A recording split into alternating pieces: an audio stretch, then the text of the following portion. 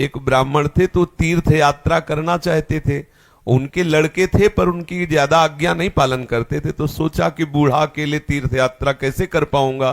तो एक गरीब ब्राह्मण का लड़का था, उससे कहा कि भैया तू इधर उधर नौकरी के लिए भटकता, अगर तू मुझे तीर्थ यात्रा करवा दे तो मैं तेरी खान पान की व्यवस्था और धनराशि भी दे दूंगा। ब्राह्मण ने कहा चलो अच्छा है, आपके साथ तीर्थों का भी दर्शन होगा। तो जहां जहां जाना चाहते थे उन जवान ब्राह्मण बूढ़े ब्राह्मण को ले गया, तीर्थ दर्शन कराती हो। जब ब्रज धाम आया तो उसको बहुत बुखार आ गया बूढ़े को। उसने बहुत सेवा की, जैसे मतलब माता अपने बच्चे की सेवा करती है, ऐसे सब सेवा की उस जवान ब्राह्मण ने। बड़ा द्रवित हुआ बूढ़ा ब्राह्मण, धनी ब्राह्मण था वो। तो गोपाल जी के दर्शन जब करने गया तो उसने कहा बेटा तुमने बहुत सेवा की है, तुम्हें क्या दे सकता हूं। मेरे एक बेटी है, बहुत सुंदर है बेटी और बहुत धन संपत्ति है, मैं तुम्हें दूंगा। बोले देखो बाबा तुम तो यहां बोल रहे हो, घर में तुम्हारे जवान लड़के हैं, हमारी पिटाई करेंगे। बोले हम गोपाल जी को साक्षी करके कहते हैं कि अपनी बेटी का ब्याह तुम्हारे से करवा दूंगा और संपत्ति भी दूंगा।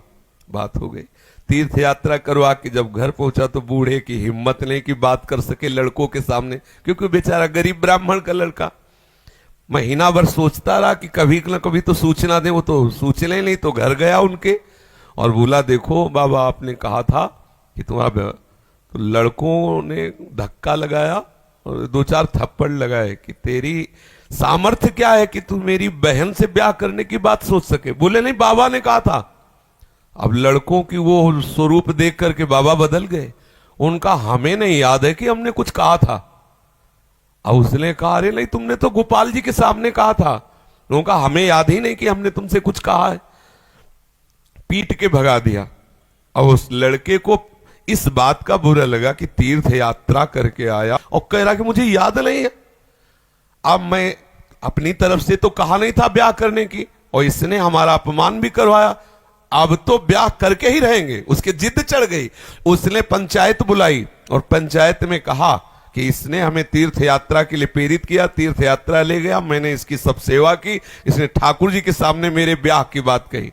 तो बोले कोई और गवाही दो तब बात बनेगी। बोले गवाही में तो केवल हम ही और ये बुढ़ा और ठाकुर जी थे।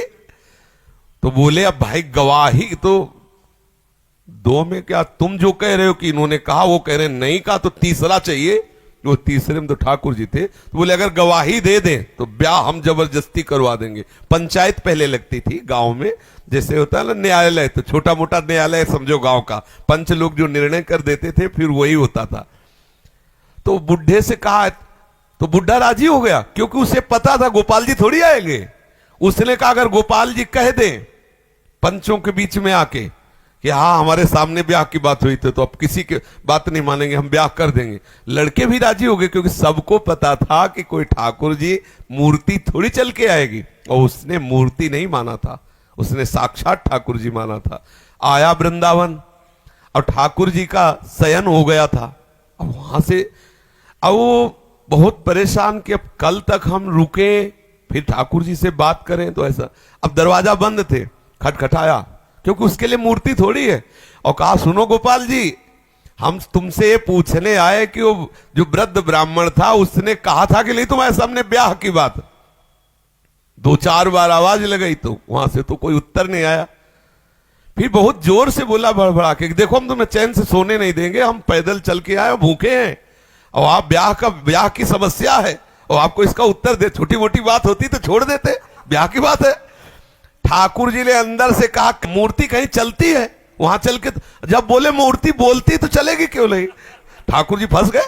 ठाकुर जी ने अंदर से कहा कि कहीं मूर्ति वहां जाके थोड़ी उड़ीसा में वहां जाके साक्षी थोड़ी देगी, मूर्ति चलती थोड़ी है। बोले महाराज जब मूर्ति बोलती है तो चलेगी क्यों नहीं।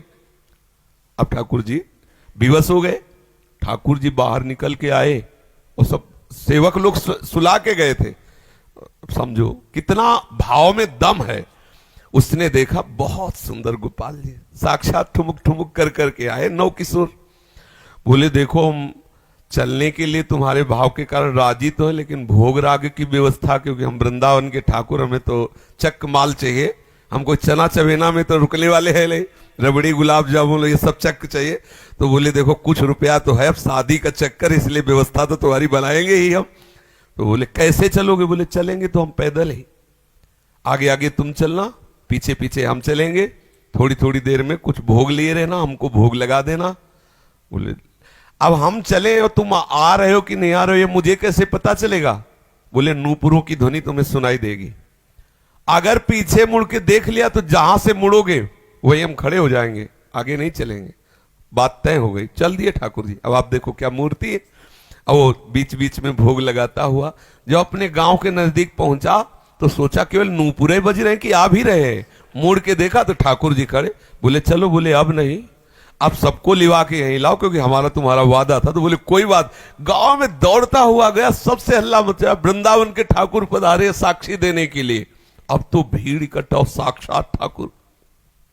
अब सब पंच आ गए, तो अब पंचों के सामने बुढ़े को कुछ बोलने की हिम्मत नहीं रही।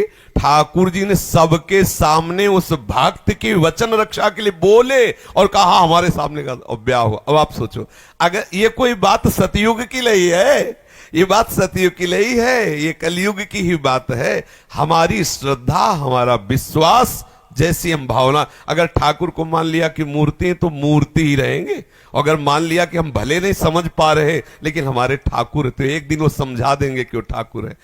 जो छवि हम देख रहे हैं, राधा बाबा के पास भी ऐसी छवि थी। तो राधा बाबा से ठाकुर जी बात करते थे, ठाकुर जी मुस्कुराते थे, और हमारे सामने छवि, क्योंकि हम उन्हें फोटो मानते हैं। कभी फोटो और ये बात ना माने कि मूर्ति वो साक्षात है, ऐसी भावना करे तो अनुभव में आने लगेगा कि ठाकुर साक्षात है। जी।